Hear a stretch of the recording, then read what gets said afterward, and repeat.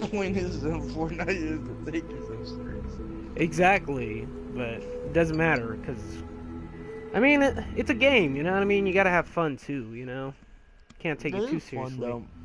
Winning. Yeah. Alrighty. Oh shit. Alrighty. And we're live! Welcome everybody to the podcast Legend Killers. We have the 221-18 edition. And the reason this is so special is because, as a part of the PLK, we'd like to wish one Carlito happy birthday. And hopefully you come to the Royal Rumble soon, my man. Why the Royal Rumble? I don't know why. Don't ever ask me why, because I'll never have an answer for you. But I don't. What if he comes the Monday after Royal Rumble? Then I'll be pissed. I'll genuinely be pissed. On the Tuesday before Royal Rumble. Well, then that means SmackDown's getting better. No, but I'll still be pissed. It doesn't count. It has to be Royal Rumble. Okay. So hopefully next year the what will then become 7-year streak ends of this prediction. I just want to be right on this prediction. I don't know why, and don't really care to know. I just hope it happens. No, but jokes aside, we got Elimination Chamber going on this Sunday. And we had the Raw Go Home show, which was very, very impressive, and I figure we're just going to have to talk about it. So, just so you guys know, I didn't watch the whole thing. I had to end up watching the Hulu version because I couldn't record Raw because I had work. And anyway, bullshit aside, the one thing I want to say is that this gauntlet match was amazing, even for the condensed version that I did see. We started out with Roman and Seth Rollins, and I thought Seth was really, really over here, and I thought WWE did a great job in capitalizing on him. The one thing that I got out of this, it seems like Seth Rollins is getting a push here, and hopefully into the main event scene from what I've been gathering based off of his promos and such. Oh, John, hey, sorry, I'm already in a party. Play solo for right now. Just join. Okay, fine. Yeah, exactly. Alright. Why not? Yeah, you're right. Anyways, back to Seth Rollins. So yeah, so Seth Rollins was over like Rover here, and they did a great job in capitalizing on this, and I don't think that was really the intent. Now, of course, they did try to get him over here because look at how long he lasted, and I thought, hey man, he looked really strong here. This was a great way to put him over. The timing couldn't be more perfect for this guy. Now, the match itself, I thought started off really slow, which I kind of expected that, because given that Seth was going an hour. But the build to the fast-paced action really kicked in really quickly, like in the first 5 minutes of the match. I thought there were some pretty cool spots with Roman and Seth, with Seth getting countered into the springboard in the Superman punch, and then there was the finish where Roman countered the spear, or Roman went for the spear, countered Seth, and then Seth went for that curb stomp. He gets countered into an O'Connor roll, and Seth eventually countered that into a schoolboy. It was a really cool set of false finishes, worked really well. Well, John, what did you think about this portion of the match with Seth and Roman? I thought it was great. It did start off slow, of course, but I thought it was really good. I like how the moments where you feel like, is he gonna finish? And anyway, it was good. I thought it. I liked it. Yeah. They kind of, they make Seth look strong, but they always they don't want to make Roman look bad, so you gotta make kind of Seth kind of steal that win. Hmm. Which Yeah. isn't bad, of course, but Uh-huh. they wanted to make sure Roman was okay. Yeah.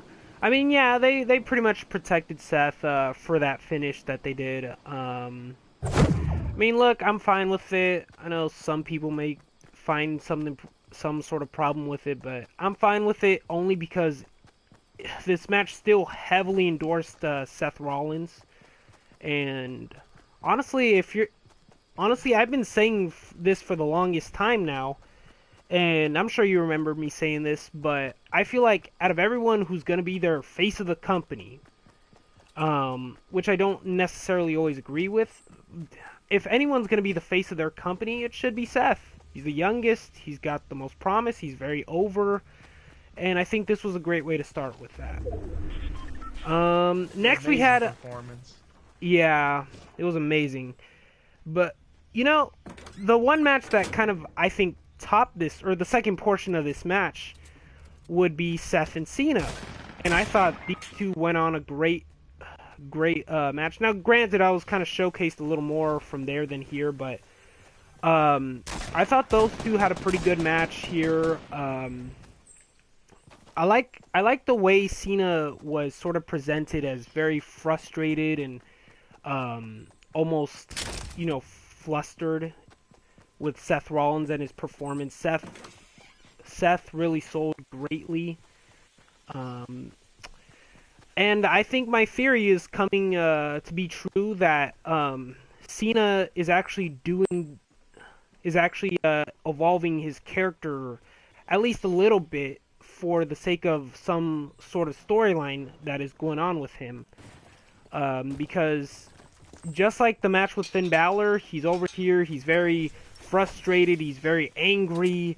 You know what I mean? He's being kind of a dick almost in certain parts of this match, but at the same time, Coach on commentary kind of points out all the flaws that he's doing, like letting Seth Rollins get up. And anyway, I thought it was a good match. Told a great story on this part. So that portion of the match was pretty good. Cena, one thing that I will say that I really liked here was when Seth Rollins. Now, Cena, it's kind of understandable, he's a big dude, but Seth Rollins, he took a crossbody from Cena, rolled through, picked him up into an AA, and, and I was kind of as shocked as Michael Cole was on commentary, forced emotion or not, and he was like, Seth Rollins doesn't do that, John Cena does that, and it was like, yeah, you're damn right. It was just kind of the funniest thing I had ever seen. But I thought that was really cool, and the fact that he was an hour in and still had the strength to do that, it was amazing to me. Of course, a lot of the other spots that I had on my notes here, like the superplex into the Falcon Arrow, and that very high frog splash. He had a very big frog splash here on John Cena, like so much air that he got. I mean, if he jumped any higher, he probably would have hit the ceiling. But yeah, it was As high as air Yeezys. Sure, high as air Yeezys. But yeah, so getting on to the rest of the match here, like, honestly, I'm gonna just go into the finish here because the rest of the match was really good, but the finish here was especially good that I really liked. So Cena goes for that AA, and then he tries to kind of do this roll through maneuver that you've seen him do on AJ Styles. Cena fell on his ass, sadly, but He saved it. yeah.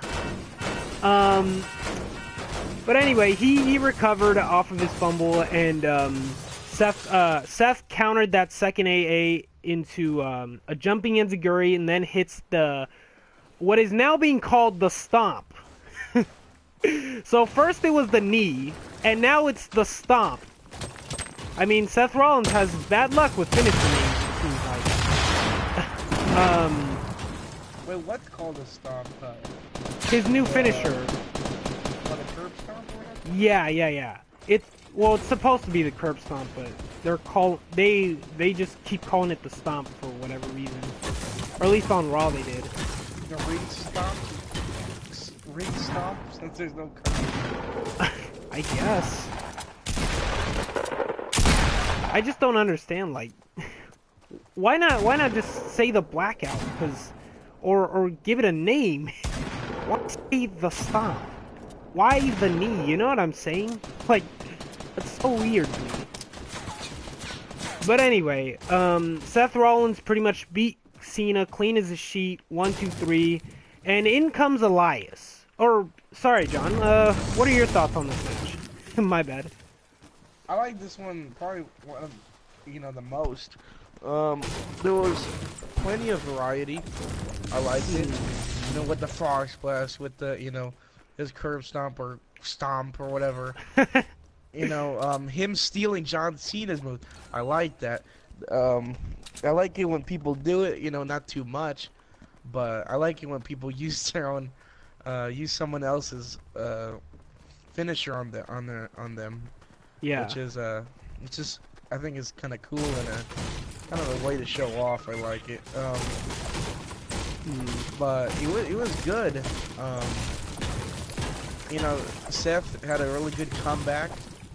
With looking super tired, and then, well, I'm pretty sure he was tired. But I mean, it's that CrossFit, man. Yeah, it is. Yeah, but really, impressive, of course. He did a amazing match. I think the Cena one was, of course, it was a lot more fast-paced. It was a lot more entertaining. People were like on their feet almost on that one, and I would like to see something like that again. But that was really, like, I was kind of spoiled on the outcome beforehand, but I did not want to turn it off because even though who I knew who was gonna win, I still enjoyed it. Yeah. Like, I still really liked it, no matter what. Yeah, it's just a match that was fun. I would say the same thing. It was very fun to watch. It was just, you know what I mean? I haven't really seen a match like that on regular TV anyway in, I guess, almost a year now. And the only match on regular TV that I can think back to when I think of in terms of as fun was probably the Charlotte and Becky match that happened on SmackDown. Hard to believe that was a year now. But, time flies. Yeah. But anyway, there was Elias comes out and he pretty much charges out to pretty much beat the crap out of Seth Rollins, and he's working Seth Rollins for a good extra 10 minutes, I'm guessing. I don't know. Up until Seth Rollins would eventually gain some momentum here. He tries to hit a few moves, don't work out too well for him. And then he gets up, he tells him, "Come on, Elias!" And then he runs towards Elias. Elias hits this jumping knee, and quite frankly, one of the more impressive moves that I see Elias do.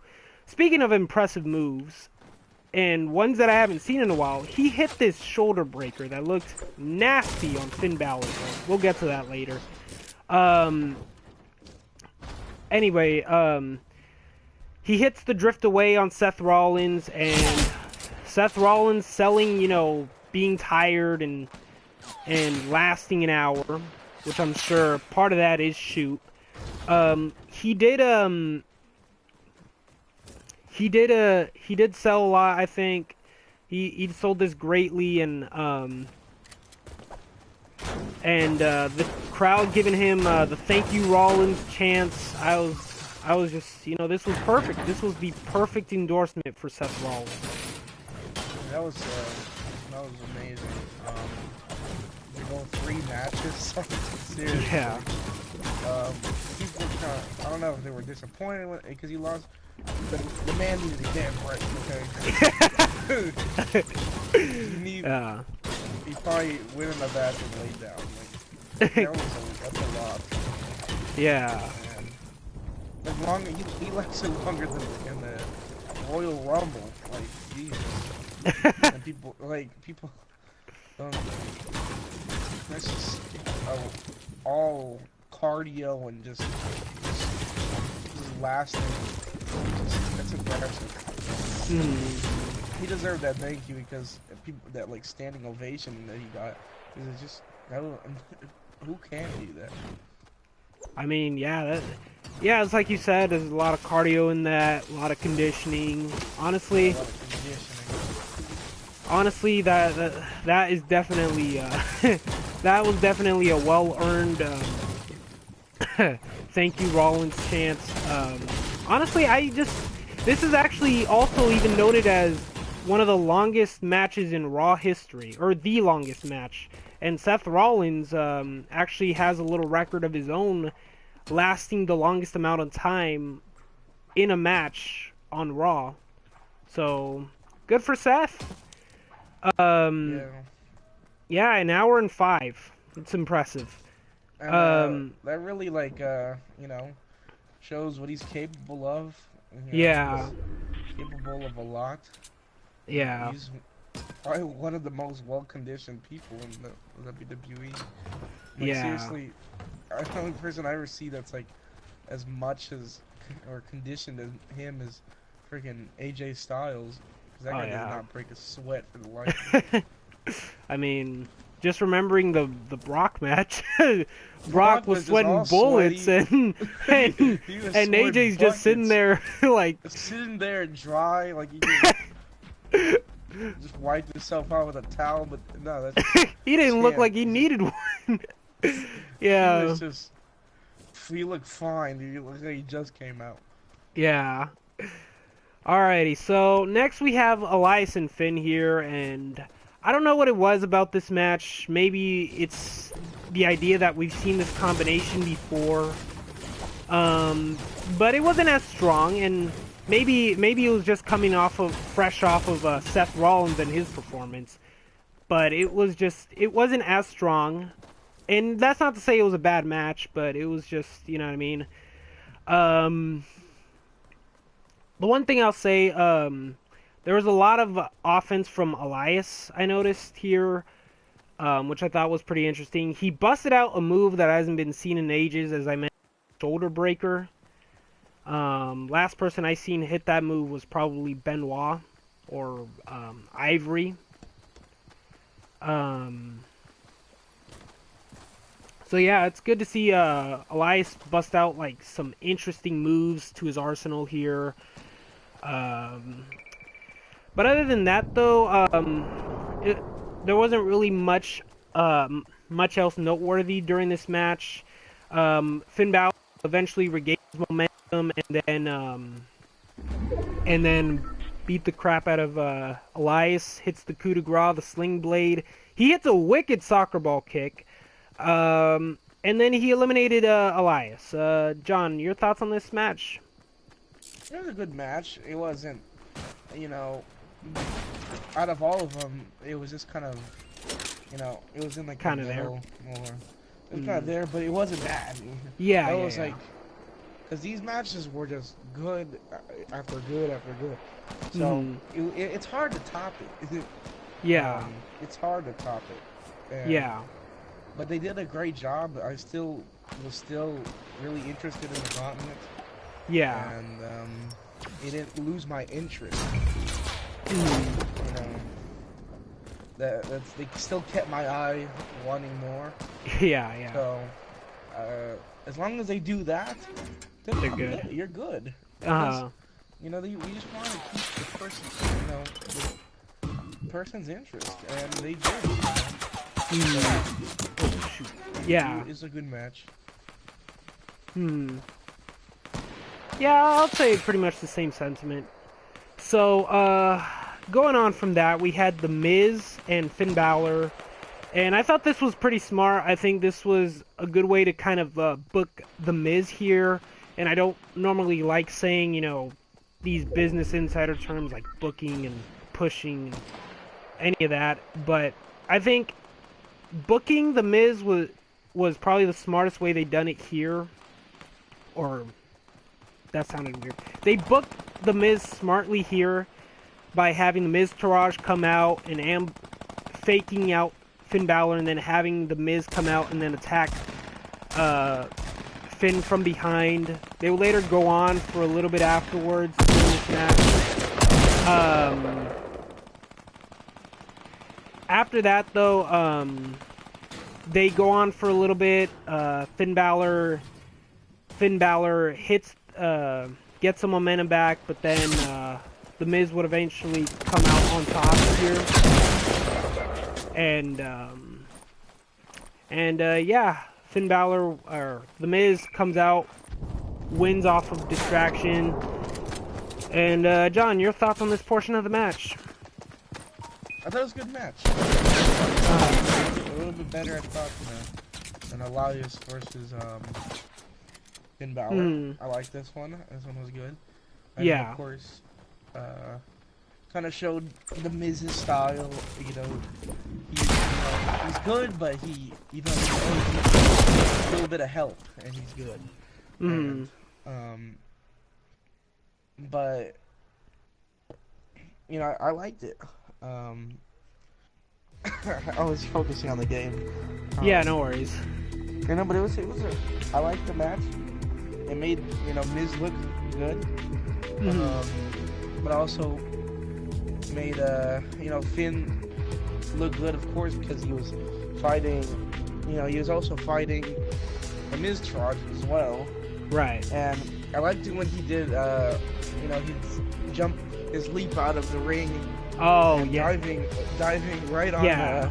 My bad. Taraj. It was really good. That was actually one of the one of the spots I was gonna mention on my notes, but I just was too involved in the game. But yeah, the move you're thinking of, that's called the Tope Con Hilo Dive. Anyway, yeah, I thought that was a pretty cool spot. The Miz doing those shitty half-ass kicks that I hate. I hate him, but he does it, and whatever, he's a heel, so it works. People love I guess. Yeah, it works. Gets heel heat. I think everybody's going, yes. I'm the only one just like out of a crowd of 1,000 just getting angry over this every time I look at those damn kicks. But yeah, his kicks did look better the next match. Yeah. But I like the match. It was good. Yeah, me too. I thought Finn Balor was gonna win, and maybe they were gonna do like a, he was gonna win too, just like Seth, and they were gonna have like, the two really like face off in the elimination chamber. Hey, I did the same thing as you. Yeah. Honestly, yeah, I thought the same thing. Like, only because I think, yeah, that would be a good little narrative to play on. The only reason the only thing that kind of gave away that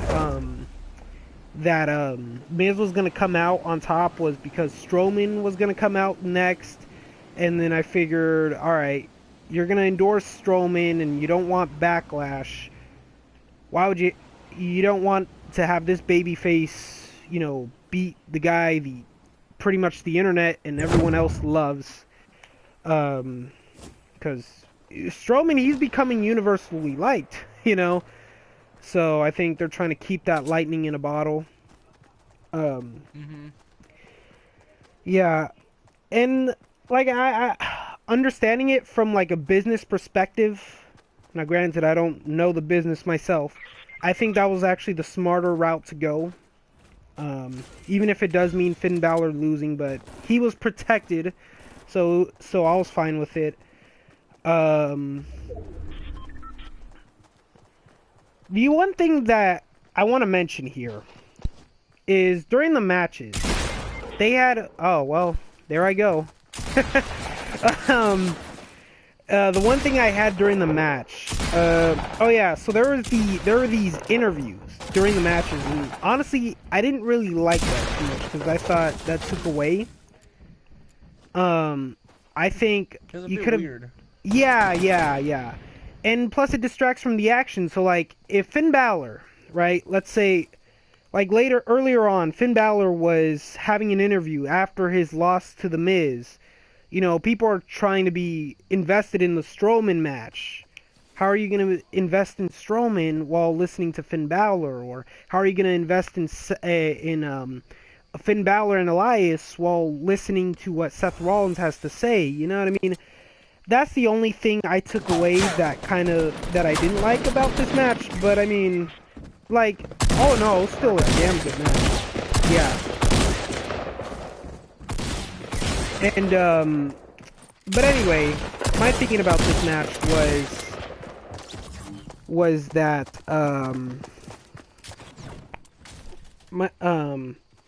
my thinking about this match itself, it was pretty damn good. Now let's get on to the rest of the match here. So we have Strowman and The Miz, and Miz, I think his acting is great here because he really sold how well he realized that Strowman is his next opponent, and he just seemed concerned. Strowman comes out, charges at Miz. Miz is running, and I'm just laughing my ass off watching this.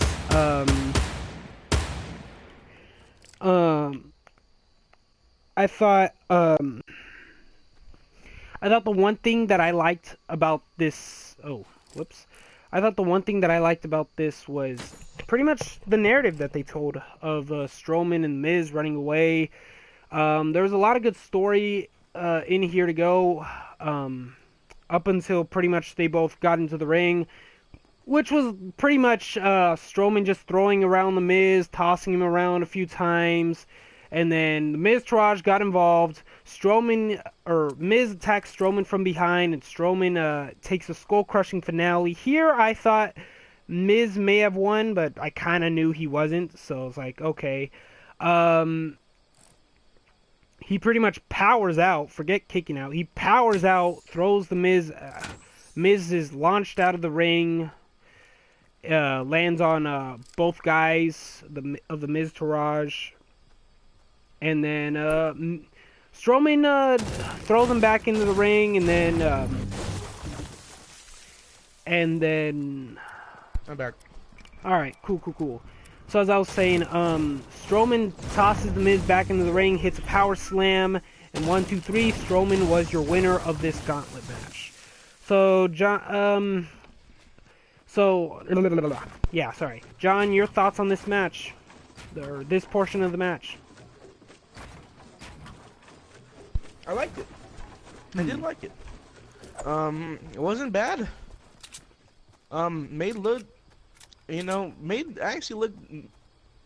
Made Miz look actually pretty strong. Mm-hmm. Because he, for most of the match, he was taking Strowman out by himself. You know. He wasn't getting. He wasn't destroying Strowman, but he was defending himself. Getting some offense. Mm-hmm. I just like the him booking it though. Yeah. As he could, I was laughing when I was, saw that. Funny. Mm. And my God, that man is fast. That big man. Yeah. The Miz might have actually ran for real. Jesus Christ. There's this huge man chasing me. Yeah. But I thought it was pretty good.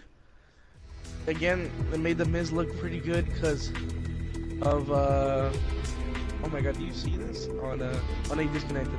Yeah, I just my bad. There's a guy hiding in a bush, and the enemies don't see him. Oh. Which is funny, but yeah, it was good.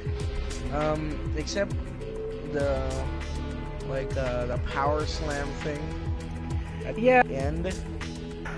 Yeah. I was gonna kind of save that, but now that you mention it, I did. The thing is with Strowman, if you're not a fan, and I almost don't want to shit on the momentum the guy's getting here, but if you're not a fan of Strowman, like I'm not, now that's not to say I don't like him, I'm just not a fan.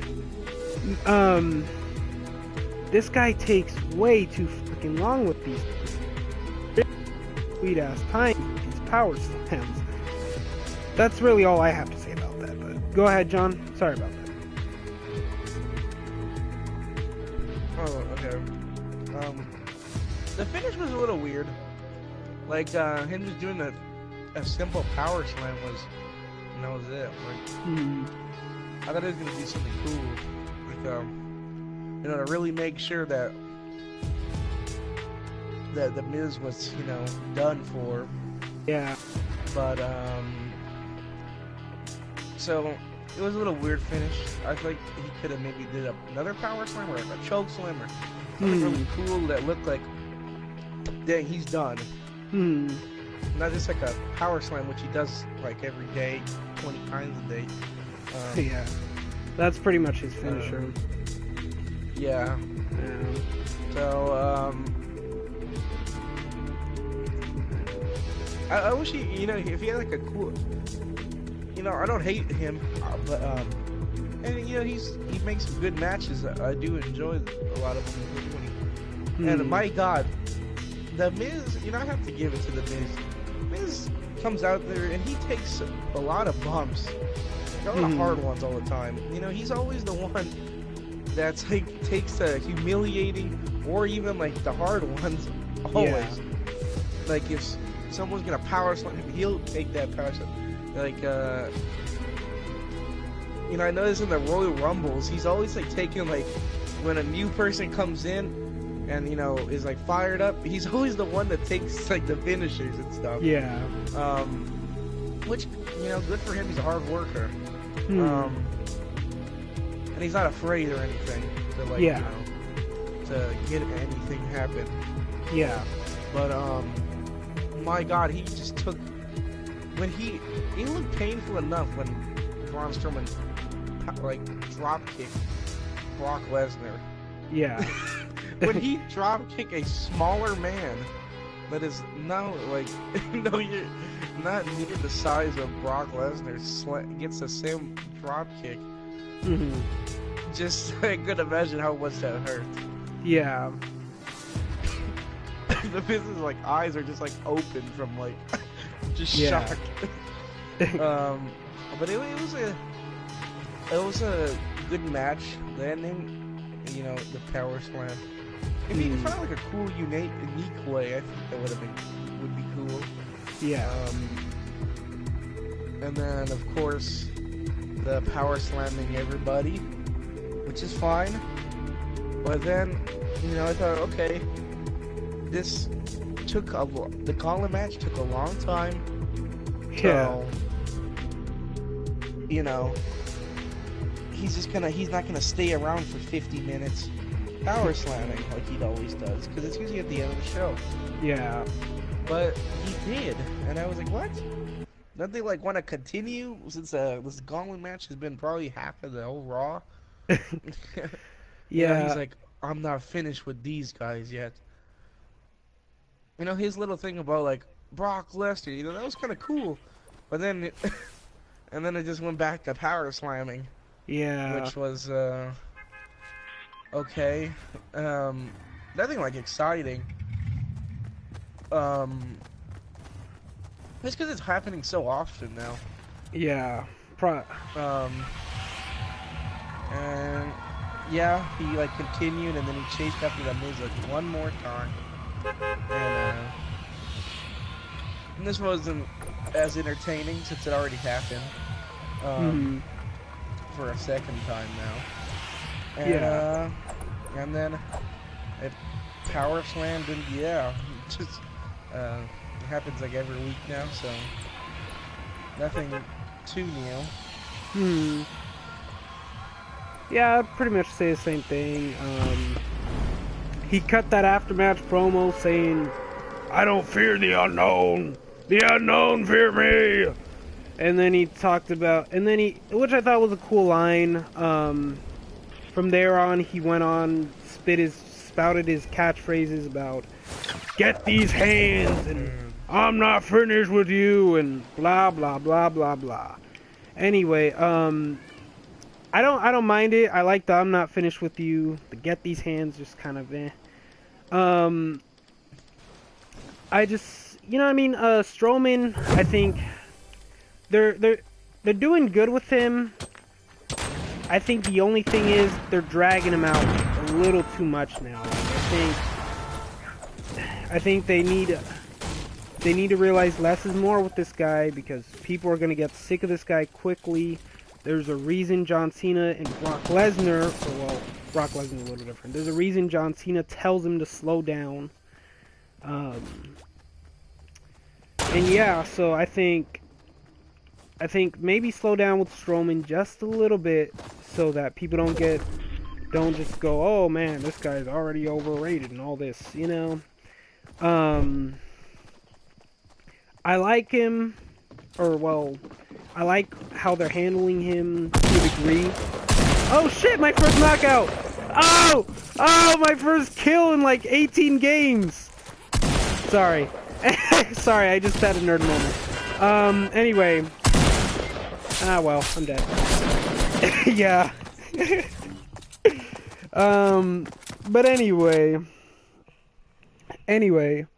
I think they're handling Strowman well, so just slow it down, but keep doing what you're doing. Alrighty, so next we have the announcement of, or, sorry, were you gonna say something? Oh, okay. Well, next we have the announcement of, Jeff Jarrett being inducted into the Hall of Fame. And I think good. This guy's a legend. He's a WCW legend. And, good to see that time heals all wounds for this guy. So, yeah, my only question is, will he play any role on WWE TV? Who knows? But, following that, the reason I wanted to mention that is because now that leads to the perfect segue of Christian for Hall of Fame, everybody. So, if you're a fan of Christian, please join my trend in trying to get Christian into the WWE Hall of Fame, because, quite frankly, the man has earned it, and I think it's time has come for that recognition. So please repost the photo wherever and try to get Christian in the Hall of Fame, get this trend going. Alrighty, with that being said, let's get on to the next segment that we saw. So there was the Asuka interview with Nia Jax. Quite frankly, this interview was exactly as it should have been. 3 questions, nothing more. And Nia Jax attacking from behind. I'll admit, wasn't great. And that's not really Asuka's fault, but my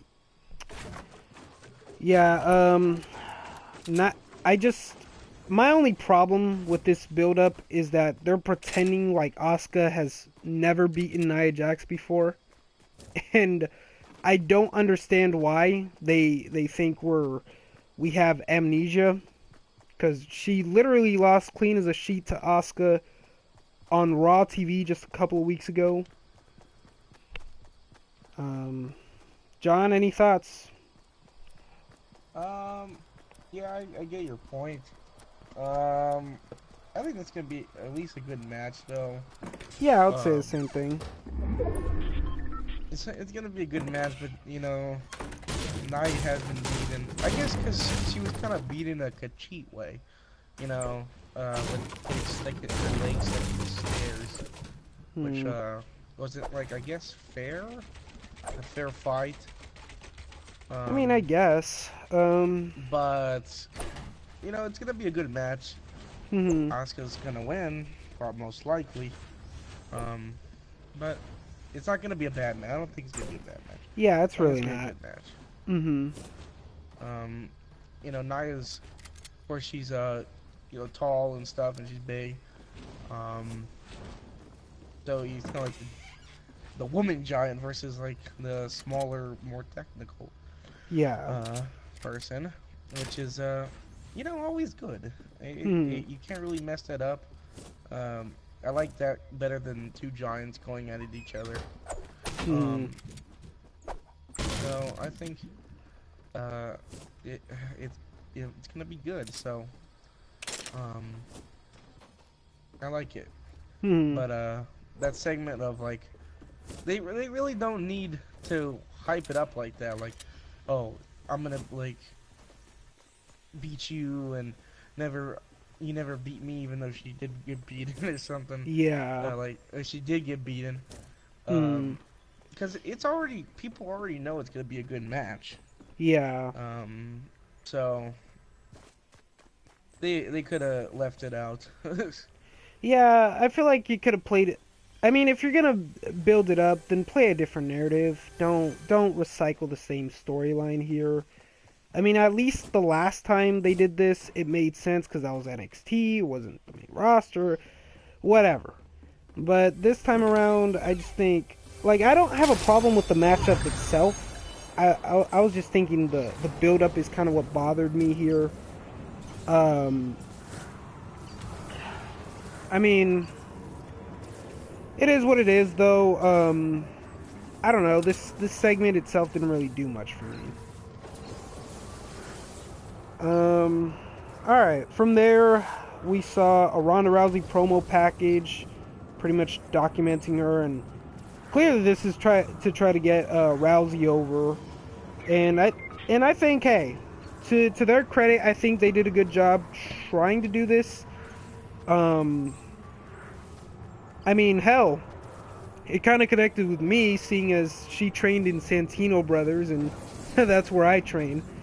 Um, but I mean, besides that, though, I think you're not really gonna get Ronda Rousey, cheered or over in any way until you have her on TV, because full-time Ronda Rousey needs to actually be full-time, not just dubbed as full-time.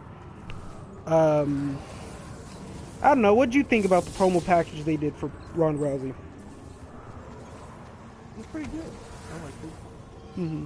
Kind of like shows her journey and Hmm. make sure like to tell you she does have WWE or like a wrestling experience. Yeah. They wanted to throw that in there to make Yeah. sure that like That's probably she what it does know was how to more than it. wrestle. Yeah. Um, to like tell all those people, hey, she has trained for wrestling. Hmm. Um, so that's good. That kind of that makes me happy that she's working hard on becoming a WWE superstar, Hmm. and hope she does great. And that's good that and they're probably that's main reason probably why to show Yeah. she of course conquered the UFC. Even though Yeah. she got beaten a couple times pretty badly, but That way um, haters like me can shut up is what you're saying. yeah, basically. Um,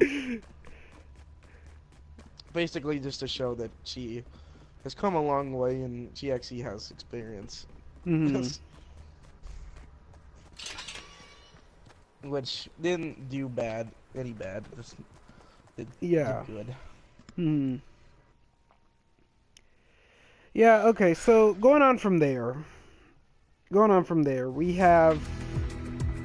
we have the 6-woman tag match with Bliss and Absolution versus Bayley, Sasha, and Mickey James. Now, I mean, to me, it just seems like you might as well have just replaced Paige with Bliss, and you got this exact match. I don't think it was anything special, but I think in terms of storyline purposes, I'll give it a plus, because I think it did tell a story well of continuing the Bliss and Mickey narrative with having Mickey save Bliss this time around. But it's pretty obvious where this is going. There's no way we're gonna get There's no way we're gonna get Mickey James to either fall for it like a goober, or have a Bliss. There's no way we're getting them to team up. It's one or the other. One of them's gonna backstab the other. So that's my whole come off from this match. I just wanted to make a mention here because I thought this was just hilarious. This is kind of the stupidest thing. I don't know if you caught this, but there was a moment in the match where where Bayley makes a blind tag to Sasha Banks. The ref doesn't see it, and then doesn't let Sasha in. However, during that, the ref doesn't see Mandy Rose get tagged in by Sonya Deville, and mind you, as this whole thing is going on, he allows Mandy Rose to be the legal person anyway. Like, it was just the funniest fucking thing to me. Yeah, silly things happen like that. I guess we just have to deal with it. Yeah. I mean, that's just one of those unwritten rules of wrestling, I guess. But anyway, Whatever the ref says goes, okay? yeah. So if the ref changes his mind and says the decision's final, the decision's final. But if he wants to reverse the decision, he could do that too. Fuck it. Well, anyway, I don't know. This match was kind of goofy to me. But it wasn't bad. It was just kind of there. It did good storyline progression, so I'll give it that. And this kind of ended the show. So, John, so this is all I watched from the 90-minute Hulu version. Are there any segments like worth mentioning, or like, can you fill me in on what else happened? Oh, there was a Paulo, Yeah. Paulo now. Paulo and Titus versus Cesaro and Sheamus. How was that match? Okay match. Mostly like Cesaro and Sheamus were kind of on top here, show their dominance. But then Titus again Apollo actually steals the win. Yeah. For another like cheeky win. Which is good for them, at least they're getting, sort of over. People are liking them. Yeah. Now. It takes two of them in Titus Worldwide to be, liked. Instead of just one of them. Yeah. But that's good. I guess they're gonna challenge for the tag team champions. I think it's gonna be them challenging for the champions. Because it wasn't a non-champion. Non-title. It wasn't a champion, a non-title match. Yeah. So, Sorry. yeah. It was pretty good. I think it was about. The gauntlet was the whole match, with the whole Raw mostly. Really? Oh yeah, it's like legit half of it.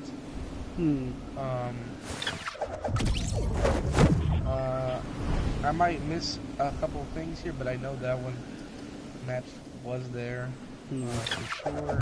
What did Kurt Angle do?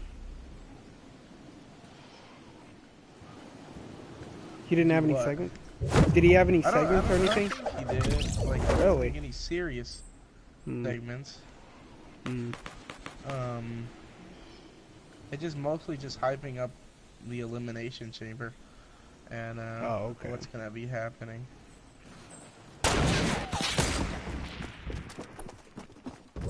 Dang it! I landed wrong.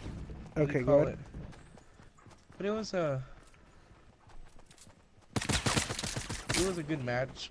The women's match, I thought. I guess I know the story is supposed to be for the story, and it's kind of like left where like it's like two sides. Like everybody has like a partner. And they're kind of like, I guess they're doing here. We're like gonna be kind of mostly teams, like Bayley and Sasha versus Alexa and Mickey. Oh, okay, I see. And then Mandy Rose and Sonya, because it seems like even the commentators are trying to like pull it off as like kind of like what like the like everyone's up and clicked together. yeah, the people are Okay. like trying to get people to fight against each other, and I guess try to do something. I guess that's what they're doing. Which isn't bad. Yeah. So I guess there's gonna be a lot of backstabbing. And God, there's gonna be a lot of backstabbing in the elimination chamber, which is okay. It seems to be.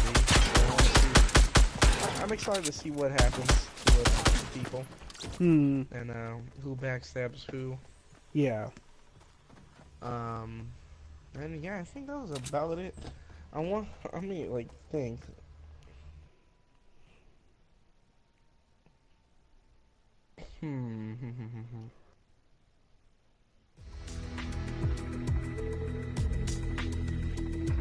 But yeah, I think it was okay match. It wasn't bad. And then, of course, Absolution always beating up everybody after the match. Yeah. The show, I guess, like their dominance. And Alexa Bliss wasn't really doing much. She was kind of like going like, yeah. Oh, good job, yeah, guys. Yeah. Don't beat me up. Yeah. And they were like about to beat her up until they got saved or by Mickey James. Yeah. Here comes and saves everybody. Which is not bad. So I think it was pretty good. Now I think that was legit. The whole thing. Again, the gauntlet match took up probably a lot. Most likely a half of the whole Raw. So yeah. But it was all entertaining. It was not boring. A little bit at the end, but we don't talk about that. Yeah. But it was a really good Raw. Yeah, I liked it. I thought it was pretty good. I wonder what happened to the Revival and Gallows and Anderson, but yeah, they disappeared. They were pretty much sacrificed for the 80 hours Strowman took to stop power slamming everyone. You know. No, but so people were missing. It was a little segment of Bray and Matt Hardy. Okay, go ahead. A little bit hyping up their match for elimination. A lot of hype, of course. And they just had a little promo of like what they're gonna do. They're kind of like saying the same thing basically. That they except using different words like Matt Hardy's be silenced and Bray Wyatt is to be deleted. But they were like cutting the same promo, just with different words. Yeah. Which was like kind of like okay, no like real variety or differences. Same promo, just said differently. Which was okay. I want to see what happens. I don't know. I think they might stretch it out to WrestleMania. Seems like people are still kind of interested. Yeah. They weren't getting a big pop as much as it started out. Yeah. So hopefully this match at Elimination Chamber really hypes it up for what could be, you know, if really it keeps on going. Yeah. So hopefully they have a really good match. It wasn't like a 2-minute match of Matt Hardy just getting wrecked by Bray Wyatt. Yeah. So yeah, that was there. Almost forgot about it because it was okay. It wasn't amazing. It didn't really stick out to me. Because again, they were saying the same exact thing, so just with different words. Yeah. I mean, it feels to me like they're giving up on this whole thing. and I hate to say that. So yeah, that concludes Raw. Yeah. Overall, though, I'll agree with you. The same sentiments. I thought it was a pretty good Raw. So now we shift over. Yeah. Now we shift over to what I am pretty much convinced is a sabotage of SmackDown. I saw this. SmackDown. I saw this and I thought complete train wreck on this show. Now the first opening segments were. The opening segment was pretty good. At least it made sense. It flowed well with the story. But everything after that, it was just... God damn. I'm sorry, John. I couldn't save you. No, That's fine. I don't care. neither do I. No, I was just saying that to humor you. No, but anyway, AJ Styles...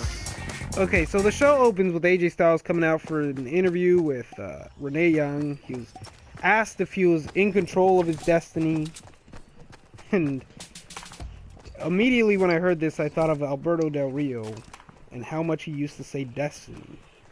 Now, AJ Styles says that he is. He took Renee Young on and pretty much made her walk all around the ring by having her look at the announce table. Take a tour with AJ Styles. yeah, basically. So, you know, Renee Young got a pretty rare opportunity that most of us don't get. I mean, who wouldn't want to tour with AJ Styles or from AJ Styles? His house. Yeah. It's AJ Styles' house. Yeah. It's SmackDown. So, I mean, if someone breaks him through a table, that basically means they're breaking his furniture. Yeah, cheap furniture. Oh yeah, but anyway, yeah, anyway, I thought it was a unique promo to start us off. I mean, most wrestlers just stay in the same place rather than move around, so I thought pretty cool. AJ kind of shifted his promo and just did something different with it. And then he goes in talking about every single one of his opponents, to which Baron Corbin comes out, interrupts, and says, AJ, and that's pretty much all I remember off of his promo. I'm gonna be honest, I don't remember a damn thing Baron Corbin said. All I know is he mentioned his old matches, because it's all coming back to me. He mentioned his old matches with AJ Styles, saying that he beat him before for the United States title. And then following that, Kevin Owens comes out, and he actually shows up Baron Corbin and actually trash talks and makes a fool out of him. And Baron Corbin attempts a pretty weak retort, but didn't really serve to do much, because Kevin Owens pretty much, as always, had an answer to that, and yeah, he pretty much made Baron Corbin a fool on the mic, and then he floated in, making a mention of Shane McMahon being having it out for him, and Shane comes out, which is convenient enough, and he makes the mention of Baron Corbin versus AJ Styles, and Kevin Owens. I almost forgot his name. Kevin Owens versus Dolph Ziggler, and that led to this match, and I thought it was a fun match. I honestly thought it was. Now, when I first heard about how the finish went, I thought it was kind of weird, because Ziggler's finisher is a super kick, and that's immediately what I thought. But, anyway, I saw the match, thought it was fun. The super kick was really nasty. I didn't blame Ziggler going down off of that one. No, loud. Yeah, it really was. It pretty much drowned out Sammy's music. That's how loud that was. But yeah, it was after that, Kevin Owens picks up a win. Ziggler didn't look weak off of this, considering the fact he was distracted. So it is what it is here.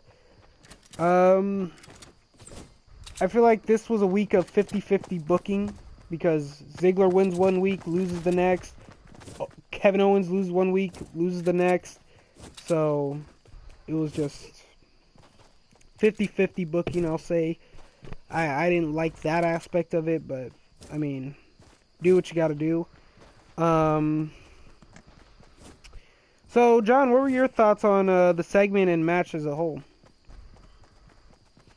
I liked it. It was good. I didn't see all of SmackDown, but it seems like I'm kind of glad I didn't watch the whole thing. Yeah, believe me, you don't want to watch the rest.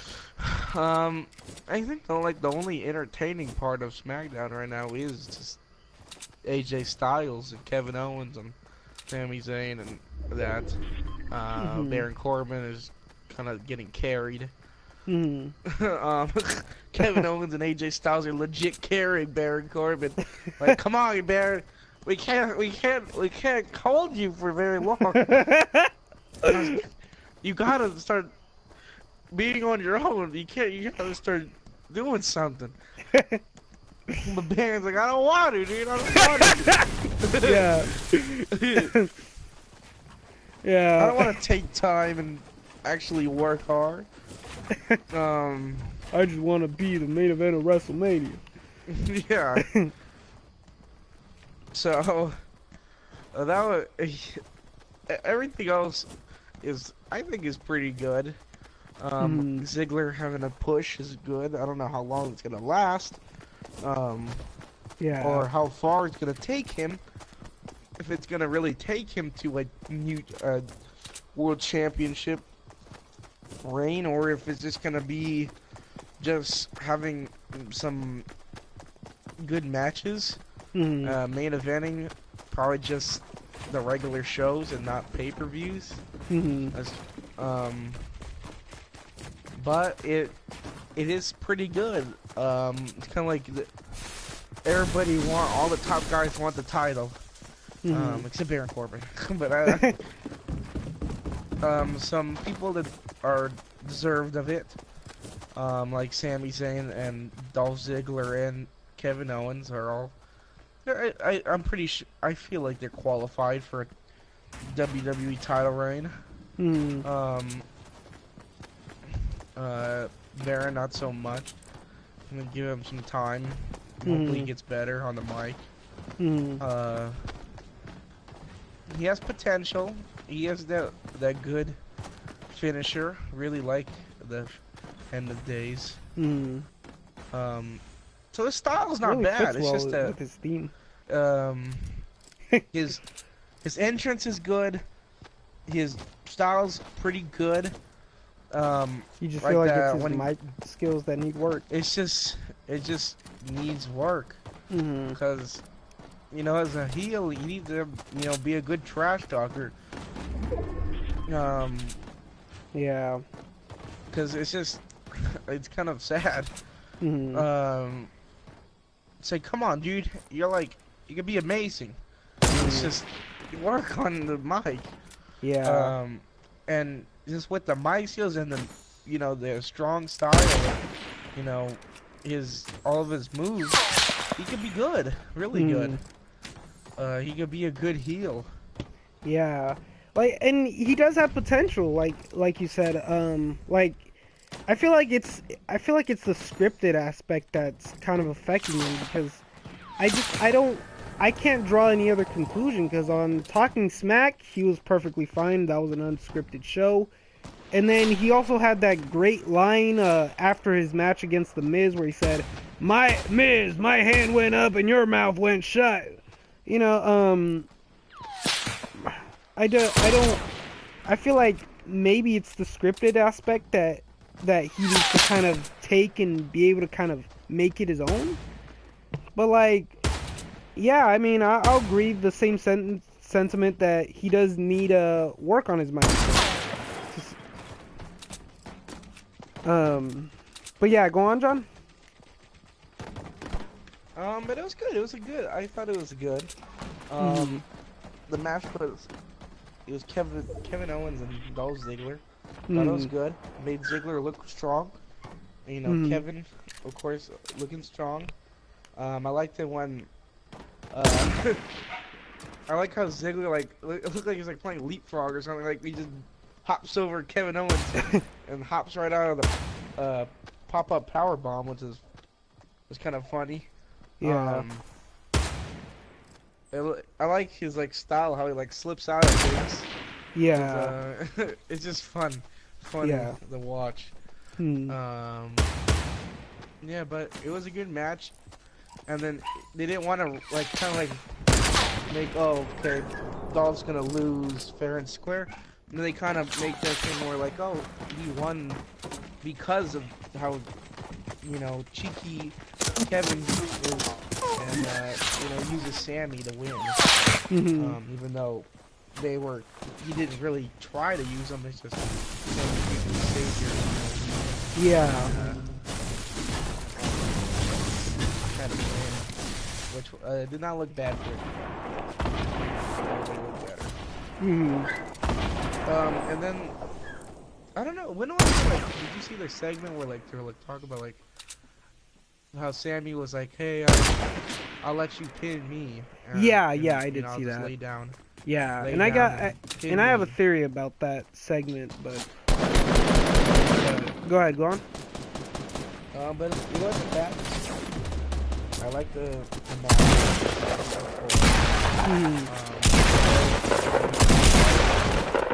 Yeah. SmackDown. Yeah. Okay. So, alrighty. So next we have, and this was probably the worst part of this, the SmackDown. We have a train wreck segment with Jinder Mahal and Bobby Roode and Randy Orton. And I thought this was a train wreck on all accounts because not one of these three fucking guys got me interested in Bobby Roode and Randy Orton. And I don't understand what the goal of this segment was. But okay, so I may call this as a potential candidate of worst segment of 2018, in my opinion. So, Jinder Mahal comes out running his mouth. Bobby Roode comes out running his mouth. Jinder Mahal stirs the pot. So I'm just gonna give the basics of this segment. What's he making? Mother. Shit soup. That's what he's making. Just like most of his matches in 2017. Shit soup. And he makes the fans eat it. Well, I didn't want it during his matches with Randy Orton. But yeah, so anyway, so he's stirring the pot, trying to get Randy Orton and Bobby Roode to argue even more, which I don't understand how. This is exactly why I hate that Bobby Roode is a babyface and that Randy Orton is a babyface, because quite literally, Jinder Mahal is sitting here interrogating him, sticking his nose in Bobby Roode's business, which also makes no sense, by the way. What the hell is Jinder Mahal doing in this when this storyline should be Bobby Roode and Randy Orton? I don't understand. And I would like that a lot. But why is Jinder just the ruin? Is just came to ruin it?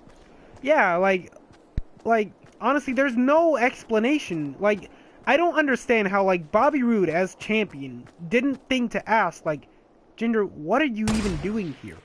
Like, I don't understand that myself. But okay, so for whatever reason, Jinder, I guess, is playing narrator for this build up. Okay, and Bobby Roode comes out and he's being asked all these questions about, oh, so you feel like you're scared of Randy? Oh, so you feel like you're better than Randy? And Bobby Roode is just like, he's just like, I never said that. I never said that. I never said that. I never said that. God damn, can this guy say anything else? Sound like a kid. Yeah. And if he was a heel, I swear to God, he would easily be saying like the most cleverest, the funniest, the most arrogant stuff you could imagine, right? But then I guess in that regard, what would Jinder Mahal's being out there do? Just like this, absolutely nothing. But I digress. So Bobby Roode going, I never said that, or whatever, right? Completely deflecting his questions. Had no comeback whatsoever. After this, he finally says, forget about Randy Orton. Forget about Randy Orton. That's what he says. And Randy Orton comes out, and then guess what this fucking guy does? He just, like, Randy Orton's actually asking him, and he's, like, talking to him, and Bobby Roode's just like, I didn't say anything. I didn't do anything. Like, what the fuck is this? Like, this is a train wreck. And this is supposed to be our United States champion? This is the guy we're supposed to cheer for. The guy who says, forget about Randy Orton, then just completely pussies out the moment Randy Orton comes out. Like, this is a train wreck. Now, my question is, who are you going to turn in this segment? Because there's no way you're going to have these two miscast babyfaces up against each other, and then the heel nobody really cares about to kind of hype this match up. I just don't understand that. But anyway, sorry, I've been talking a little too long. John, go ahead. Did you see the segment yourself? Yeah, I did, and I kind of wish I didn't. It wasn't very good. I don't know what the heck was going on, but I just did not understand it. Yeah. So it is pretty boring, and I'm surprised I actually sat through the whole thing. It just sounded like two kids just talking about something or arguing, and it was just terrible. Like, I felt bad for kind of Bobby Roode, because what the heck, or like, what was that? You know, like, Jinder expected, but Bobby Roode, like, what the, you know, he's supposed to be the champion, and you know, have the, you know, he has the potential of being amazing, or glorious. Glorious. This ain't glorious. Yeah. This sucks. I mean, yeah, I don't. Go ahead. Just talking about Randy Orton, it's like two kids fantasizing about Randy Orton, and just like, or like trash talking one person, and then when they actually show up, they're like, I didn't say anything. Like, yeah, like, honestly, this would at least have made sense if Bobby was heel, but he's not even an established heel, so it's like, what was even the point? So, I mean, my guess is the only logic that I can gather here, and forgive me, I'm making the cardinal sin of bringing logic to an illogical company, of all things, but Bobby's going to turn.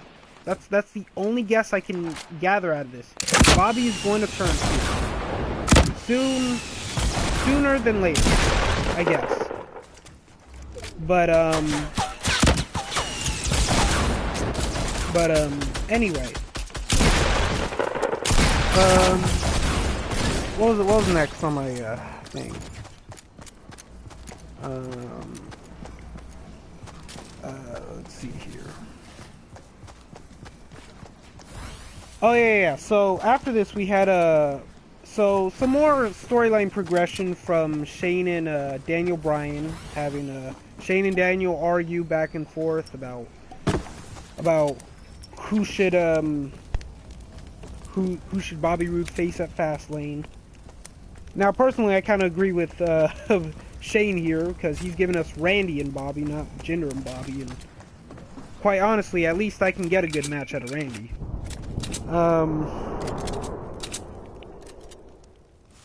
Anyway, these two continue to argue, and Shane McMahon says that Daniel Bryan runs too much off of emotions, and and Daniel Bryan saying, "You cut me off at every expense." And anyway, I thought this is good, and my guess is that this is ultimately going to lead to Shane McMahon versus Daniel Bryan at WrestleMania.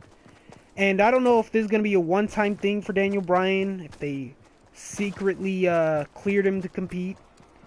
I think, look, Shane's is a good first candidate because, look, he's not too stiff, he's safe, he's psychologically savvy, so he's gonna have a match that makes sense to Daniel. And look, Daniel's gonna have a good match with him, so I think good on his part.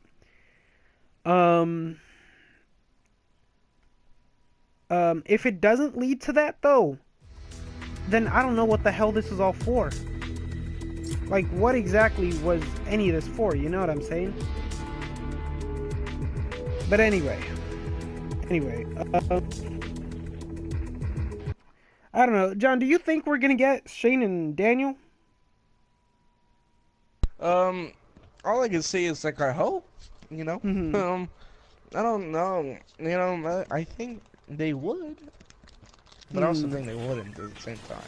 Yeah. You know, I think they won't clear them. Like, we're not clear them. Decision's fine. Yeah. But they might do it, you know. It might bring, you know, the people to watch. You know, that would make people watch. Yeah, just definitely. Because of Daniel Bryan. So, I don't know. I hope they do it. Yeah. A lot of people are hoping. And, yeah. It'll be really cool to see him back. So it's just kind of all for hope. Yeah. Yeah. Yeah, I'm gonna say the same pretty much. One second. Go ahead. My thing is, again, like, there really wouldn't be much point to this. I think Daniel Bryan, what else would he do? Like, what would he, like, first of all, Shane doesn't even have a match either at Mania, at least no clear direction. So, I mean, if you're not gonna have Daniel Bryan compete, what else are you gonna do? What else is this for, if not for Daniel? And I think you can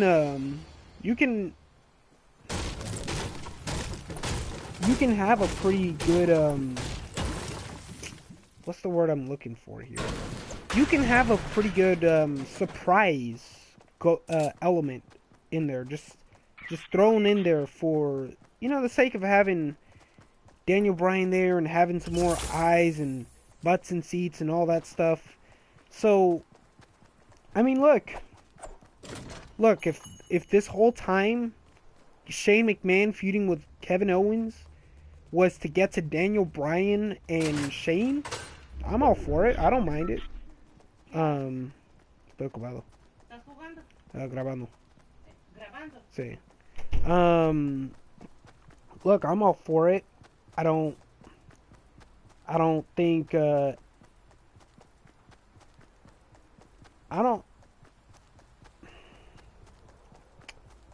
damn, I got thrown out of track here. Okay, I don't think there's anything, like, more obvious here. I think, look, now, I don't think they went that far long-term thinking about it and said, hey, man, we're gonna have these two feud. I feel like it was more of a case of, let's put Shane and Kevin together and see where it goes. And then, ironically, they just end up here. But I would like to think that they did think about this long-term wise. And if so, then hell of a plan to them. They kept their continuity straight. However, if Daniel can't wrestle, what are you gonna do? Because if you have someone take his place and wrestle for him, it's not gonna be the same, man. It's just gonna disappoint. Not bad. Hey, sorry. So yeah, like I was saying, if Daniel doesn't wrestle, gonna disappoint with the build-up we're having here. But all right. So next we have the next segment. We have the 6-woman tag match. Did you watch this, John? I didn't see the finish, but I watched some of it. Yeah. I actually did. Go ahead. I think I did. No, I didn't. I didn't see it. Oh, okay. Well, just so you know, it wasn't anything different from the women's match on Raw, and I really hate that I have to say that, but yeah, it really wasn't, and it wasn't any better, quite frankly. All the women had their stuff in. The one thing I will say about this, Corey Graves made a really, really inadvertently funny line here, saying that the Riot Squad are here to dominate, and then they just get thrown around. In the meantime that he's saying that, they get thrown around like ragdolls during this match. Ruby Riot couldn't get it. Yeah, it's like Asuka with the "you never beat me, you will never beat me." Oh, you beat me 2 times? Oh, you'll never beat me again. Anyway, anyway, it was just the most comedically like asinine line I've ever heard in my entire life. And then to top this off, after the match, when Ruby Riot got a win, here's what Byron Saxton made a mention of. Ruby Riot really needed this win because, quote, she lost twice to Charlotte, or both members of the Riot Squad lost twice to Charlotte, and still we're supposed to believe Ruby Riot and the Riot Squad are supposed to dominate. They're taking over. Right. Anyway, this was just atrocious, because, I mean, god damn, what are they doing? This is why I'm convinced SmackDown is being sabotaged. I'm convinced there's no other explanation. So next, following that, we had the Sammy and Kevin segment. So, John, I know you did watch this. You made a mention of it. Go ahead, give us your thoughts, man.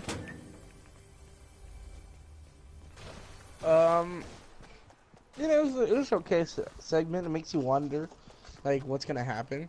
Mm-hmm. Are they gonna get away with just, Sammy just laying, taking a pin? Yeah. Is everybody gonna just focus on trying to stop them from just getting a cheap win? Yeah. So I want to see what finds out. Yeah. I guess it's there to make you wonder. Mm-hmm. It wasn't bad. Yeah. Makes you think. Like, are they really broken up? Are they friends again? What's gonna happen? Yeah. No, I really liked it. My big takeaway from this was kind of what I think will go into the WrestleMania match, because I mean, that's just my prediction. I don't know to be a fact, but I feel like Sammy and Kevin will have a WrestleMania match.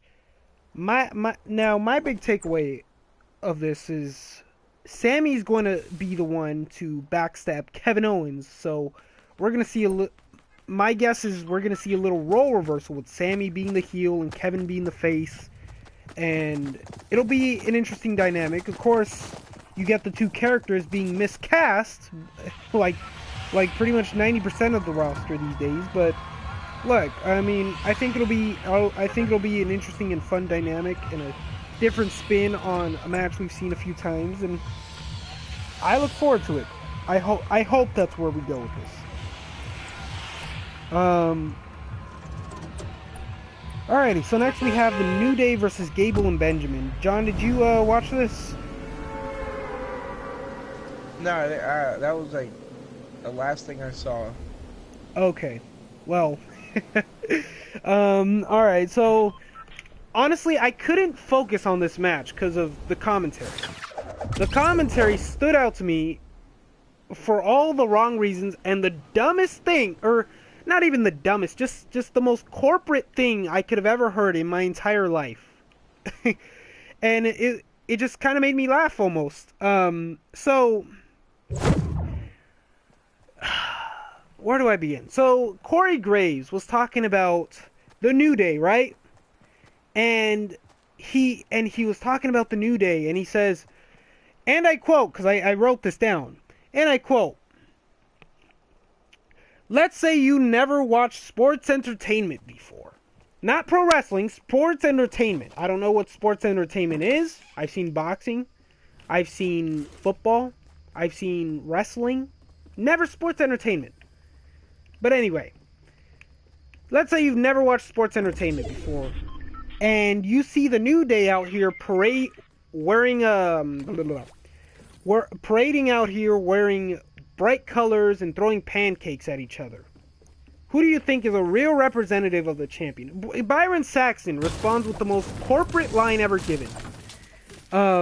He says, "Just because it's fun to see the New Day having some fun and eating some pancakes and succeed on the side, what is wrong with that?" So, prepare yourself, John, for the most corporate line ever given on WWE TV. That's why it's called sports entertainment. Anyway, now this led me to give a question, not just for you, John, but for pretty much everyone else. I gotta ask you, do you find it entertaining watching somebody eat pancakes every single... Do you? Like just wondering. I don't understand the pancake. But hey, it's sports entertainment, right? Are you sports entertained? Of course. It's so funny watching people eat pancakes. There you go. Is it? I gotta ask you, is it entertaining to watch Jinder Mahal say that "you boo me," or is it entertaining for him to sit there and say all these asinine things? Like, I really want to know, like, what horrendous line? Who gave him this horrendous line to say? Which, of course, we can all figure out who, but oh my god. Oh my god, I just had to call him out on this because, I mean, hey, I may never make it to the WWE for saying this, but god damn, this company's just so asinine with the shit that they say. But anyway, back to the action. So, Shelton Benjamin gets, you know what, I'm just gonna skip straight to the finish here. Shelton Benjamin takes a Shining Wizard and a Discus Elbow. A Shining Wizard and a Discus Elbow to get pinned. And don't get me wrong, both moves are pretty good, but this is not even an established finisher for Xavier Woods. So how he loses to this and doesn't get momentum thwarted, it's beyond belief to me that they would actually think, like, why would they have them lose clean as a sheet to something that's not even a finisher or even a signature? It just makes Benjamin look weak anyway. Chad Gable, he did fine. He freaking hit a belly to belly on Big E, the overhead belly to belly. It's fine. But why do this to Shelton? I just don't understand. So anyway, I see they didn't get rid of those stupid graphics on SmackDown, did they? Like, Baron Corbin had his promo, and then they had those words in big blocky letters come out. I don't know, John, what are your thoughts?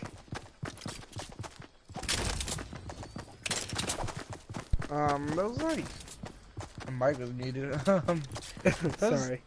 Just random, like, subtitles were just, like, are weird. Makes it feel like it's really scripted. Yeah, that's really what it is. Like, okay, like, people already know it's scripted, but then to make it even worse, like, it just, when you talk, that doesn't, you know, automatically subtitles just randomly appear. Just taken right out of it, huh? It's just, it leaves, it just doesn't, makes it just feel fake. Yeah, it really does. Like, honestly, like, this is why I support like wrestlers keeping kayfabe, because this Does is it still have like the black lines, like or it looks like it's just cropped out? it just it's just big blocky letters. Like I Yeah, don't it just like looks like a little kid in video class did it. yeah, that's really what it is. It's like it's basically how you described a kid in video class. Hell, I could have done that in my first video class. Quite frankly, it wouldn't have looked professional. And yeah, but man, oh man, that was I hate that. I hate those blocky letters. I don't understand.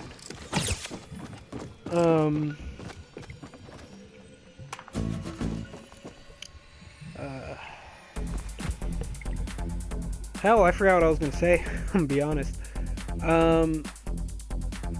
Alright, so did you watch AJ Styles versus Corbin, the main event, or no? No, I had to go, like. So Okay. I didn't watch anything after that. Sami Zayn and Kevin Owens. Okay. Well, if it helps you feel any better, I didn't watch any of it either. All I know is the finish to it was that, Baron Corbin lost to a phenomenal forearm and got attacked by AJ Styles and Sami Zayn, and Oh, I saw that part on YouTube. oh, okay. Yeah, I saw that part. Okay. Just the end and them getting beat up. Yeah, basically. Corbin comes out on top here to end the show. My gut feeling, I mean, I'm not buying it whatsoever. AJ Styles is very clearly not losing that WWE title at Fastlane, nor should he, by the way. Just like Asuka, and well, alright, well, you know what? Just like Asuka should not lose at Elimination Chamber, but we'll get to that. Honestly, this was a train wreck of an episode. If it weren't for the opening segment and match, I would have nothing of praise for this show whatsoever. Nothing whatsoever. And I hate saying that because I much more prefer SmackDown to Raw.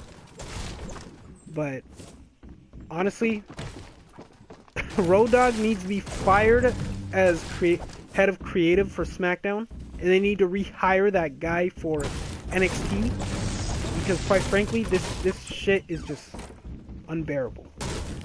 Unfucking bearable. But anyway, let's get into Elimination Chamber. And let's talk about predictions to end off on a good note. So, there are only 5 matches. So, I mean, it's kind of a surprise. So I don't know how they're going to stretch out 2 hours, but... or maybe even 3 if they go longer. But, I mean, I'll be impressed. So... let's go with Matt Hardy versus Bray Wyatt. Who you got and why? I feel like Bray Wyatt's gonna win. They might have a really good match, but they might wait for the full deletion till WrestleMania. I think it'll be good. As long as they have a good match, people will be interested. So hopefully they have a good match. You know, they keep the good feud going. That like, hey, these guys have potential of making an actual really good match. So I think Bray Wyatt's gonna come with the win. Yeah.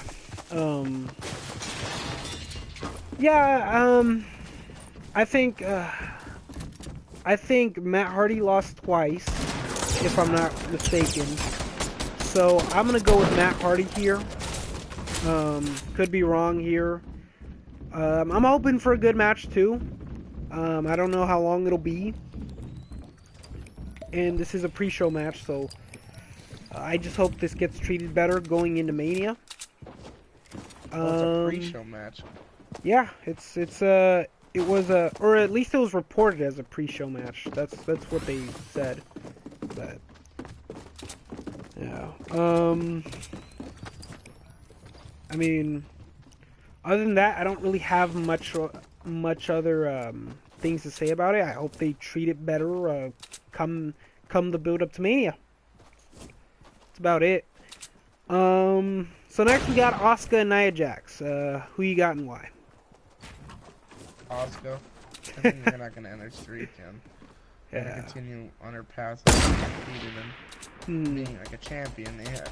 You know, the only time I believe that she'll lose is, you know, for the championship. Yeah. After she's had a good reign, of course. Yeah. It'll probably be on one of the big four, not really a B pay-per-view like Elimination Chamber. Alrighty. Okay, so alrighty, so yeah, I'm pretty much gonna go with Asuka. She shouldn't lose it here either. Yeah.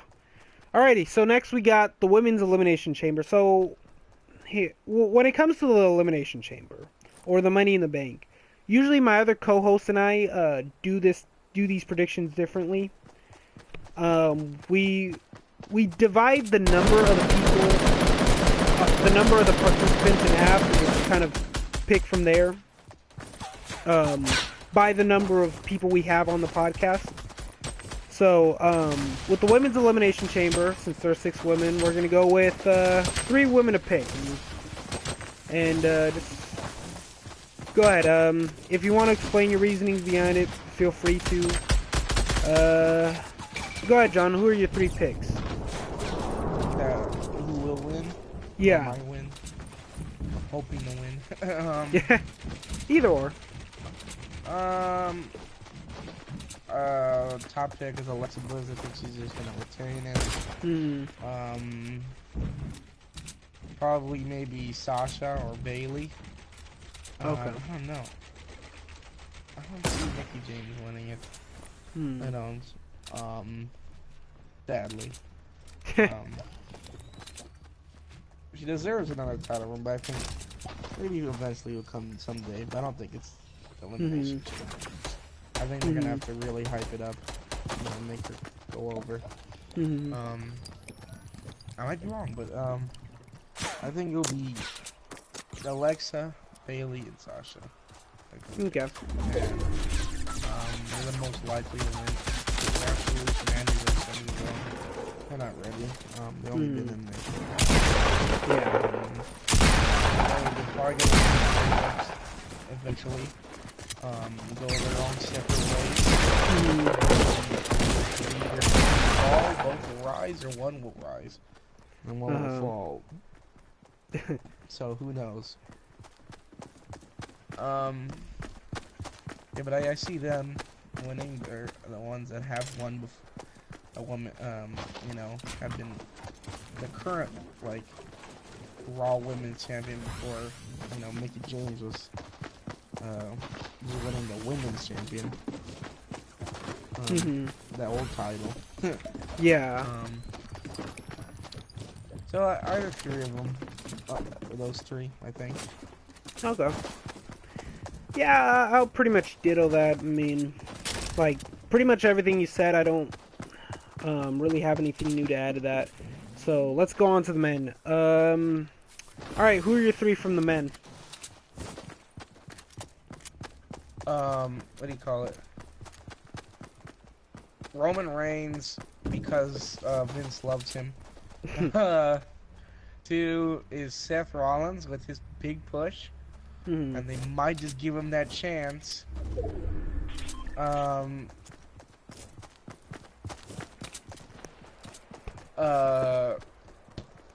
Or Finn Balor. I'm hoping Finn Balor or Seth Rollins. I'd really like to see those 2 go off for WrestleMania.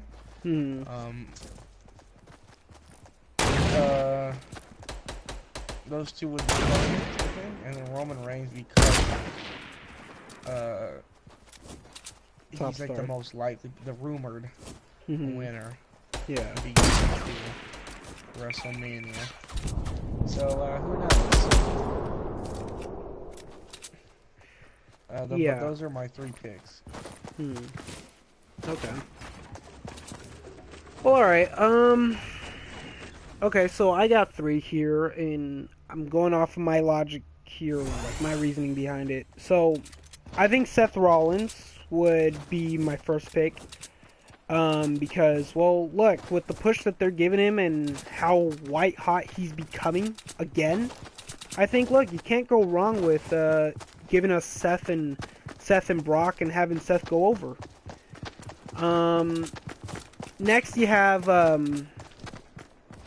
next my thing is Braun Strowman, because, look, Braun Strowman, he has a lot of that, he has that star potential that they're really trying to get out of Roman, and Roman's a star right now, he is a star. Look, whether people want to admit it or not, he's a star. He's a big name now, and he's had some pretty good matches, but there's also Strowman. He's also had some pretty good matches. People like him, and he has that look that both sides can look, both the machine and the fans, so to speak. So look, and the storyline is also there. So sorry if I'm stuttering a lot here, but I'm just formulating my thoughts here. So, like, logically speaking, there's also the storyline. Braun Strowman lost to Brock twice. Could he do it again? Could third times be the charm? You could play off of that narrative.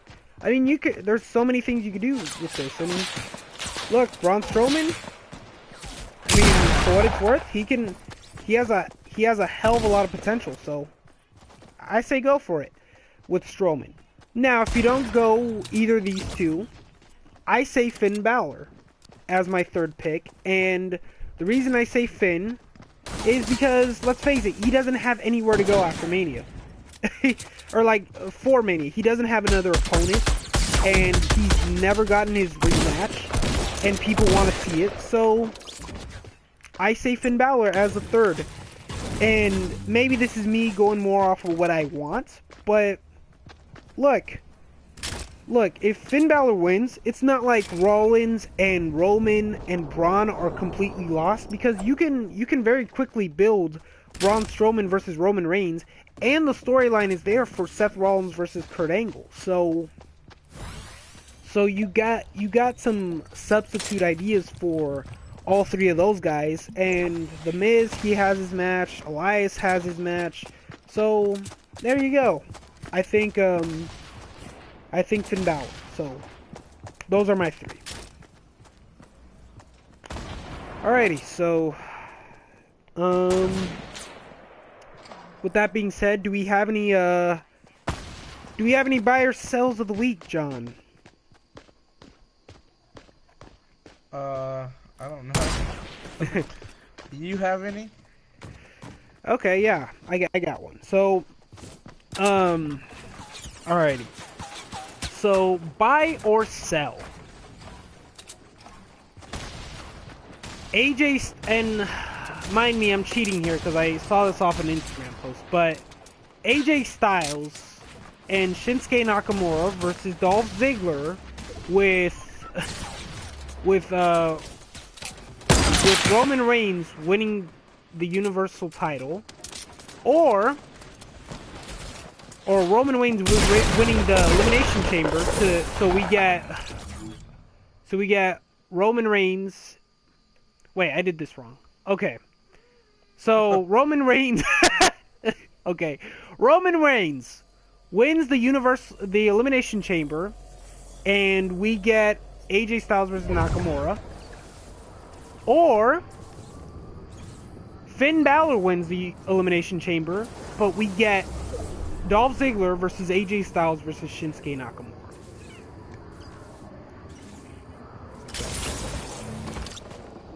What do you say, John? What was the first one again? So Roman, jeez, I'm sorry, I confused the crap out of you, didn't I? Yes. Okay, so Roman Reigns wins the Elimination Chamber, which means we're getting Brock versus Roman, or Brock versus Roman and AJ versus Shinsuke Nakamura. So that match is left alone. Or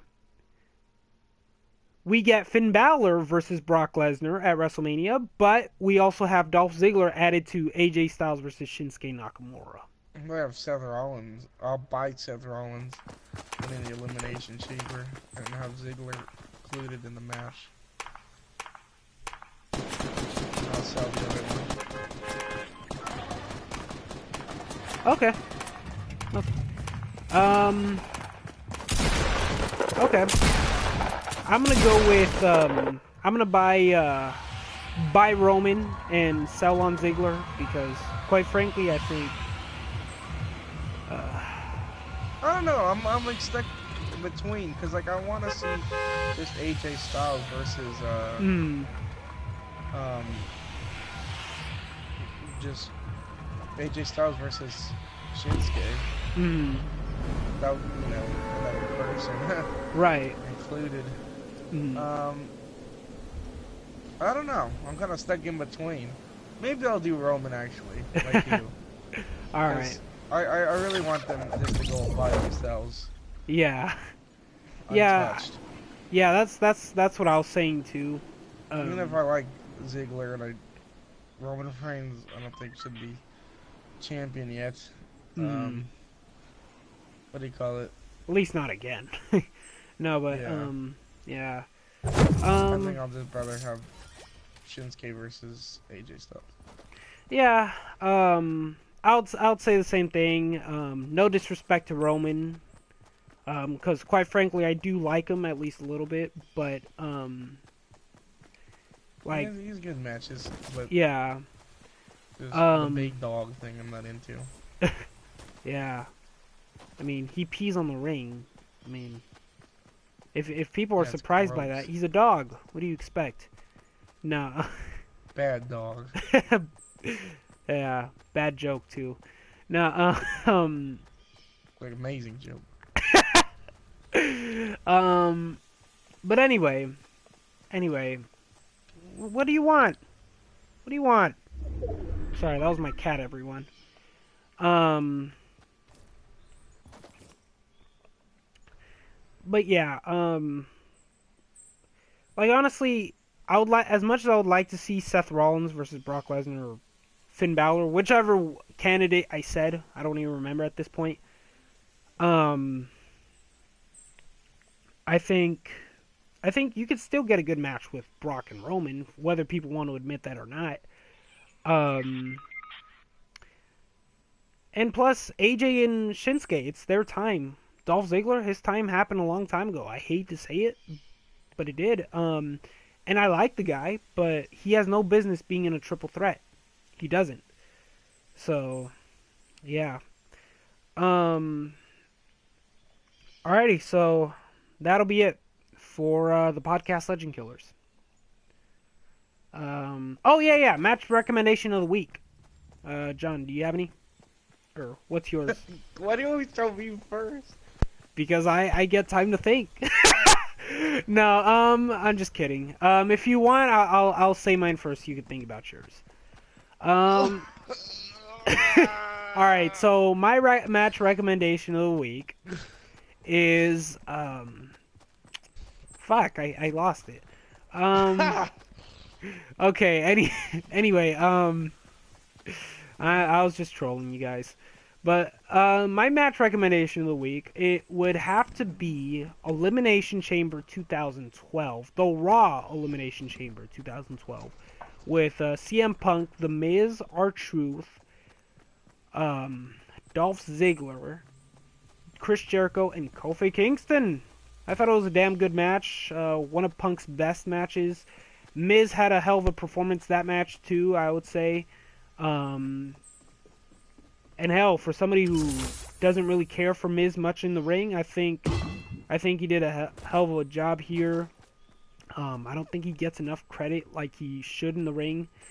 And I think this is a good match to kind of showcase that. So yeah, that's my match recommendation of the week.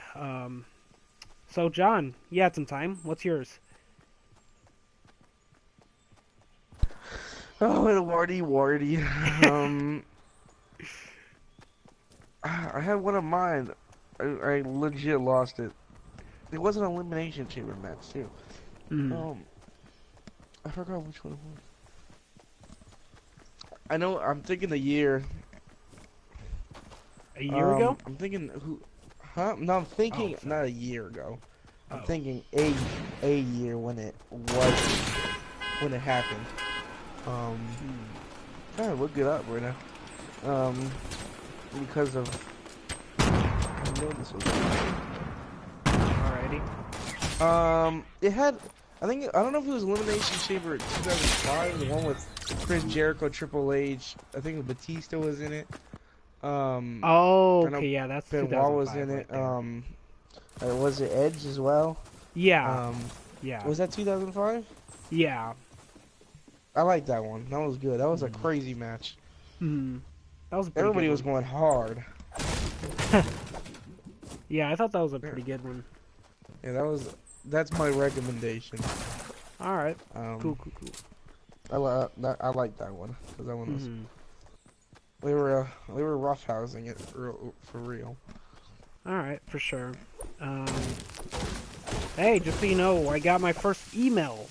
Finally, after so many years, I got my first fan email asking our thought, and this comes from a one Clementine Smith, and his or her question. I don't know. His or her question is, Dear Eddy Lynch. I like that she addressed me as Eddy Lynch. There are so many wrestlers out there, so many great wrestlers out there that are known to have bad matches. I don't understand this concept. And my question to you, are there any wrestlers out there that you can think of that haven't had one bad match in their entire career? Okay, so this is a bit broad because I don't know that there is a certain wrestler that has never had a bad match. But the one wrestler that I can think of, the only one that I can think of that doesn't have a bad match is AJ Styles. I mean, he has never really had a bad match, at least not to my knowledge. And that goes from not only his matches in WWE, but from his matches I've seen in TNA and the matches I've seen in on New Japan. I don't think AJ Styles has had one bad match. I don't think. Anyway. And yeah, you don't really have to be a good wrestler to have a bad match. You know what I mean? Or you don't have to be a bad wrestler to have a bad match. Because, like, I mean, I love The Undertaker, but he's had some pretty bad matches. Yeah, so I guess I would say AJ Styles. I don't know. John, what about you? Can you think of any wrestlers? I agree with you. That one. I don't know who could have a bad match. Like who? I don't know. Like whatsoever. No bad match. No bad match in their life. Like have never had one in their entire career. I guess. I guess maybe Cesaro as well. I don't know. I don't think. A lot of people have the most amazing matches, but I don't think they have like a flop of a match. Some of them.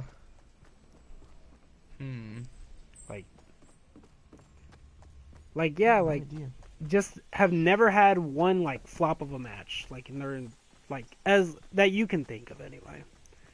I mean, AJ Styles comes to mind. Cesaro, Sami Zayn. Those are three that I can think of. Now, of course, a Pandora's box might have just been opened, and all of a sudden, a plethora of bad AJ Styles and Sami Zayn matches might pop up. But to my knowledge, no. What about you? Like, so like, there anyone you could think of? Not really. No, because like I know the people that have great matches, and they mostly have great matches. But I think they had like a couple matches that were like, pretty Like, yeah. Poor. Well, like, I think what he means, or what she means, is not necessarily that. Just like, I guess you can have decent matches, but like no matches where people say, "Oh my God, this is shit." But like, you know what I mean? Yeah. I could be wrong though. She kind of needed to elaborate more. I don't know the whole history of every wrestler. Yeah.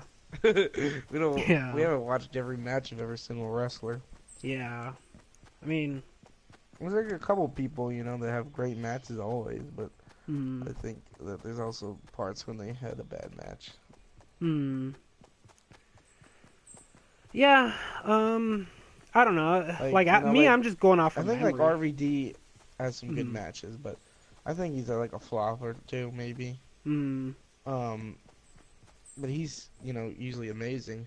Always, you know, just with his style amazes people, but I think he's had a bad match or two, so yeah. I don't know. I mean, I guess off the estimation, maybe Christian as well. I don't know. I haven't seen one Christian match where I think, oh my God, this is a bad match. So. And that guy, you know, Christian hasn't. He's underrated. Yeah. But he's had good matches. You know, nothing has disappointed anybody. Alrighty. I agree Well. with you on that.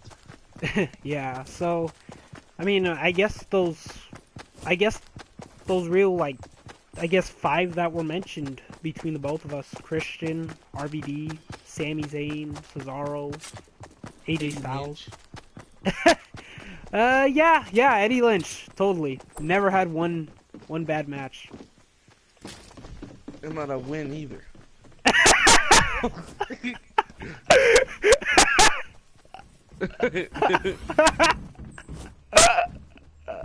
Okay. That was a burn. That was pretty much a burn right there. God damn. I'm sorry, Lord. No, hey, I can't even be mad at that one. No, all right. Not a win either. Okay,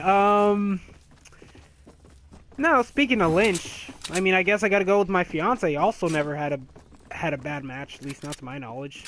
And I've seen some of her stuff as Rebecca Knox. I've always liked her stuff. So, yeah, Becky Lynch. Yeah, okay. So I guess that'd be kind of it for me, as far as I know. Do you have any, like, names maybe on the women's side? No, not really. No? Alrighty. Well, that's gonna close the show, everybody. Let us know at home. Who's one wrestler that you can think of that has never had one bad match? And I get it, this was kind of a broad question, and quite frankly, no real specifics was added on this, but thank you for writing into us. And please. Question. Yeah. Now we're looking for the first second fan mail. Yeah. So send Eddy Lynch a letter. Yes. Yes. Send him a letter. And I want a real letter, by the way. I want like a foam letter A or a foam letter B. And then Oh wow. yeah. That'll be my first letter. And if not that, then I also want a note. And what I mean by that is I want a piece of paper with like an actual musical note on it. But anyway.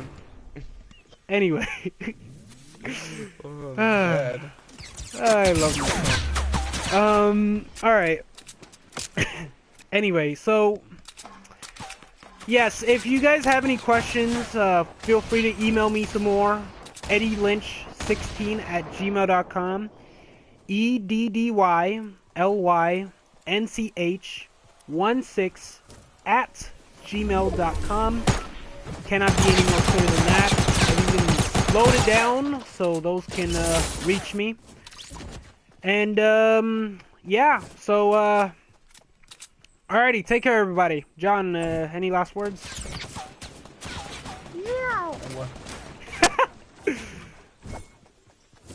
I mean, I want to do it right now, but I don't want to like hurt my listeners' ears with that.